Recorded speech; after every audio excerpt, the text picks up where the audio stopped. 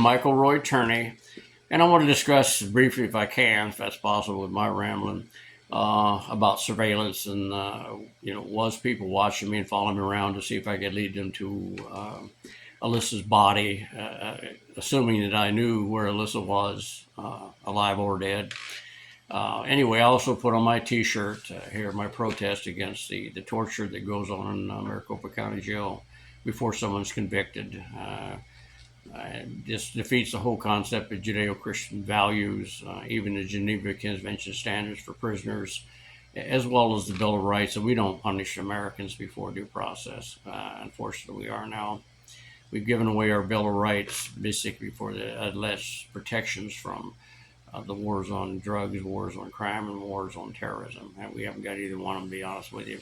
Just a ploy to decay and take away the only thing that keeps us from tyrannical government, which is those godly endowed Bill of Rights that, according to what I understand now with the new decisions from our federal district courts, especially pro se's, don't have a right anymore to go before their court with a petition for redress for grievances because they call that frivolous and dismiss it for failure to state a claim, or continuously show the prejudice against pro se's because they're not part of the faction or the lawyers who sit in there, which means that unless you're rich, you can't go before their court and hire an attorney to represent you, which is the only people they want to talk to. Whether it's a snob or whether it's prejudice, it still exists. Anyway, on surveillance, I know about surveillance. I was asked to surveil a Superior Court judge as ex-wife's boyfriend, see if we couldn't arrest him. When I said no, I was explained by the sergeant this is the judge that they needed to get illegal search warrants from and warrants for arrest without any kind of substantial evidence or otherwise. And so they, needed to do a favor for him while he does a favor for us, and I never really care for that kind of police work. It deteriorates the whole concept of a free society. So back on surveillance, my real proof that I had of that is all gone, but it began in 1977 when I pushed for the Department of Justice to investigate the Phoenix PD for destroying evidence, which was Don Bowles' file, that would have pointed to the people who wanted Don Bowles dead. And they got away with that, just like they got away with the 2021 protest by the people. And once again, because they're special in the Department of Justice's eyes for some reason. But their techniques are all described, if you want to read it, the U.S. Supreme Court decision called Miranda. That was argued by John Flynn and his partner back in the 60s. Because Phoenix PD were just that bad. I grew up here. I know exactly what they were like. And once I became a police officer and went to school, I know the difference between a good and a bad cop. And they just operated outside the law and especially the Constitution, which again doesn't mean they're all bad, but the ones that do it are the ones that cause the damage. And if you run across one, you'll know exactly what I'm talking about. They do lie a lot, as my case showed. And the reason why Anderson and Summershoe were pulled off this case for a period of time, because that kind of lying, when it's that profound, will lead to a judge giving an acquittal, which is exactly what happened May 17, 2021. Not solely based on the primary reason was I didn't do it, and there definitely was insufficient substantial evidence to prove that a murder was even happened, or that I participated in it. And those are the key elements that you need to keep in mind. But a lot of people go to jail based on lies told by cops.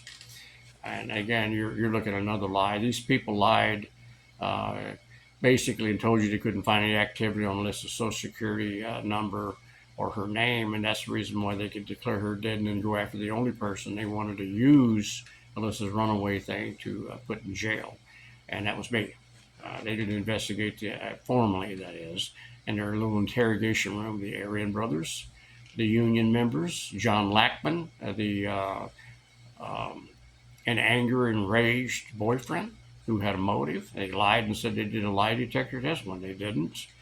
So there's no formal investigation of anybody but me. And they keep this informal thing. You want to read something that'll really curl your toes, folks? Go look at the court cases that were overturned because the Phoenix PD's 8, 9, 10-hour interrogations of a witness behind locked doors in their interrogation, what they call their downtown interview.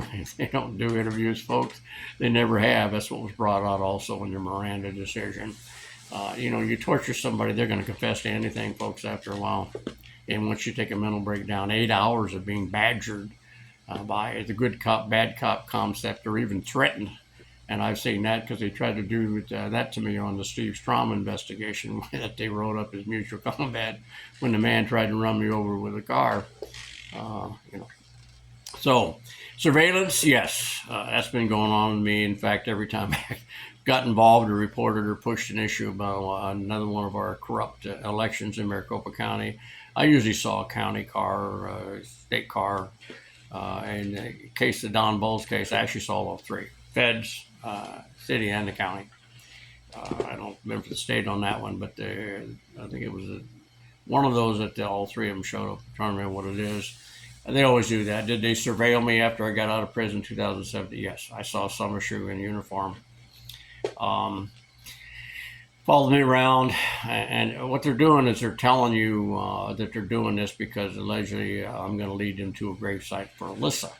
And that's not what they were doing that for me, folks. They were surveilling me to see if they could find me doing a crime, which is what I was asked to do on that particular that Superior Court judge wanted us to do to his ex-wife's boyfriend. They'll surveil you to look to see if you committed a crime, monitor your phone, all this stuff. And believe me, I had that old Radio Shack device on my phone whenever somebody else was on the line. When I was on the line, that green light lit up, and it was very accurate. And it tested whenever I had the Phoenix Police Department put taps on my phone 2 different times trying to catch threats against my family by the union people, one of which was my 9-year-old son. And he asked me what anal sex was. Now, he didn't say it that way, but that's what he was talking about. It was very grossly told to him. And that's why when I put the recorder on there, because it all failed. But I knew when somebody was on my line. Also had my first mother-in-law work for Ma Bell when I had AT&T. And she would monitor my phone as well because she was a supervisor and I had access to that. So that old green light would start popping back on and off like that. So recorders, that's when I started putting them on my phone. Video was the other. I surveilled them as well as they were surveilling me because they always do that. We may be recording your conversations. Of course, crap, fuck, all those people. Any agency you call with a government title on it, they record all incoming and outgoing calls, always. So what's the sin that you do it? Sometimes theirs get mixed up. Sometimes they'll have one where you say the wrong word, something like, well, come to my deathbed and you'll have all the facts instead of just flat ass saying, like I should have said, look, Sarah, the story's not going to change even when I'm on my deathbed. You already know the truth. You were there. You didn't see anything. You didn't hear anything. All this stuff. But did I monitor people and tape recorded? Yes. Folks get things wrong. People lie. People forget.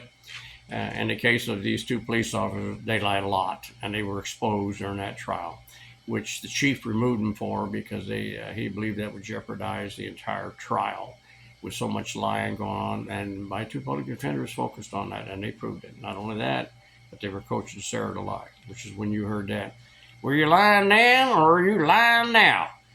Statements, because that's what they do in order to get people to look. You're about to head down a perjury trap. You want to just trim that up, and you guys thought they were badgering Sarah, and I didn't feel comfortable with it either, folks, but it needed to be done.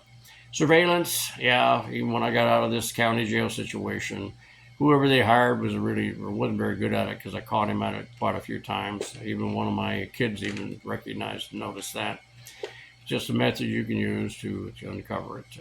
But Sarah has a new collage of videos that she's putting and taking little clips here and clips there. You want to discuss each one of those, what actually was behind the full tape recording of the events that went on. fair2middleton 8 at gmail.com. And there's no E in that lower class email. Okay? It's not so much important to me, but you got to understand this kind of stuff I'm not the only one they do this to. Daddy Bush and Mr. CIA set this program where they can monitor anytime, anywhere, anything you say. And not that I'm saying that that's evil when you're looking to solve a crime or people getting away with it. But I mean, it's to a point now. You're going to take a citizen who's a known whistleblower case. And yes, I won a federal whistleblower case for 2 wrongful terminations because I was on a blacklist for the AFL-CIO and the IBW for my turning in labor racketeering. So do they surveil you for that? Yes, absolutely. I mean, you just saw that, how much they were doing to a candidate named Donald J. Trump for president.